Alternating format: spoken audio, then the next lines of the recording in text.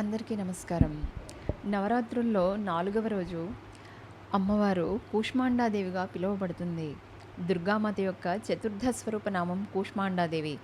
తన మందస్మితం ద్వారా అండాన్ని అంటే బ్రహ్మాండాన్ని ఉత్పన్నం చేయడం కారణంగా ఈమె కూష్మాండాదేవి నామంతో పిలువబడుతూ ఉన్నది. సృష్టియే లేని వేళ దశ దిశల అంధకారం అలుముకున్న సమయంలో ఈ దేవియే ఈషత్ హాస్యంతో బ్రహ్మాండాన్ని సృష్టించింది. కనుక సృష్ట్యాది స్వరూపురాలు ఆదిశక్తి ఈమెయే. ఈమెకు ముందు బ్రహ్మాండ అస్తిత్వం లేనేలేదు. సూర్యమండలాంతర్భాగంలో ఈమె నివసిస్తూ ఉంటుంది. సూర్యమండలంలో నివసించే శక్తి సామర్థ్యాలు ఈమెకు మాత్రమే ఉన్నాయి. ఈమె శరీరకాంతి ప్రభ సూర్యసమంగా దేదీప్యమానంగా ఉంటాయి. ఈమె తేజస్సు అతులనీయమైనది. ఇతరేతర దేవతలెవరూ ఈమె తేజ ప్రభావాలకు సరితూగరు. ఈ దేవి తేజోప్రకాశాల వల్లనే దశ దిశలు ప్రకాశిస్తూ ఉంటాయి. బ్రహ్మాండాంతర్గత సమస్త వస్తువులు ప్రాణిమాతృలలోని తేజస్సు ఈమె ఛాయయే. ఈమెకు అష్టభుజాలు ఉండడం వల్ల అష్టభుజాదేవి అన్న నామంతో ఈమె ఖ్యాతిగాంచింది. ఈమె సప్తహస్తాలలో క్రమంగా కమండలు, ధనుర్బాణ, కమల, అమృత కలశ, చక్ర, గదలున్నాయి. అష్టమ భుజంలో సర్వనిధులను సిద్ధులను ప్రసాదించునట్టి జపమాల ఉన్నది. ఈమె వాహనం సింహం. సంస్కృత భాషలో గుమ్మడికాయను కూష్మాండమంటారు. ఈ దేవికి బలులలో కూష్మాండ బలి విశేష ప్రీతిదాయకమైనది. ఈ కారణం వల్ల కూడా ఈమె కూష్మాండాదేవి అని పిలువబడుతూ ఉన్నది.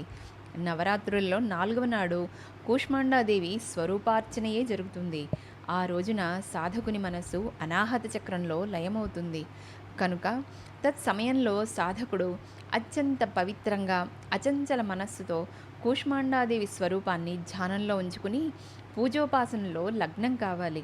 కూష్మాండాదేవి ఉపాసన వల్ల భక్తుల రోగశోకాదులన్నీ నాశనమవుతాయి.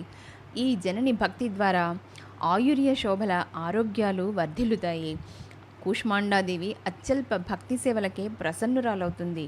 యథార్థమైన హృదయంతో మానవుడు ఈ దేవిని శరణు వేడగలిగితే అతడు సుగమంగా పరమపదాన్ని పొందగలుగుతాడు. శాస్త్ర పురాణాలలో వర్ణించబడిన విధి విధానానుసారం మనము దుర్గామాతను ఉపాసిస్తూ అహర్నిశలు భక్తి మార్గంలో పురోగమించాలి. మాతృభక్తి మార్గంలో సాధకుడు కొన్ని అడుగులు మాత్రం ముందుకు వేయగలిగితే సాధకునికి ఆమె కృపాకటాక్షం యొక్క సూక్ష్మానుభవం కలుగుతుంది. దుఃఖస్వరూపమైన ఈ సంసారం అట్టి భక్తునకు అత్యంత సుఖకరమై సుగమమవుతుంది. మాతృభక్తి మనుష్యమాతృని సహజంగానే భవసాగర నుండి తరింపజేయడానికి సుగమమై శ్రేయస్కరమైన మార్గము. కూష్మాండాదేవి ఉపాసన మానవుని ఆదివ్యాధి దూరిని చేసి సుఖ సమృద్ధి ఉన్నతుల వైపు పురోగమింపజేస్తుంది. ఐహిక పారలౌకికమైన ఉన్నతులను కోరే జనులు ఈ తల్లి ఉపాసనలో సర్వదా తత్పరులై ఉండెదరుగాక. కూష్మాండాదేవికి జయమగుగాక.